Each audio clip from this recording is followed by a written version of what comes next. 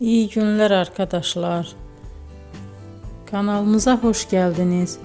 Bugün sizler için iki sevilen oyuncularımız Can Yaman ve Demet Özdemir'den yepyeni videolarını fanları için hazırladık.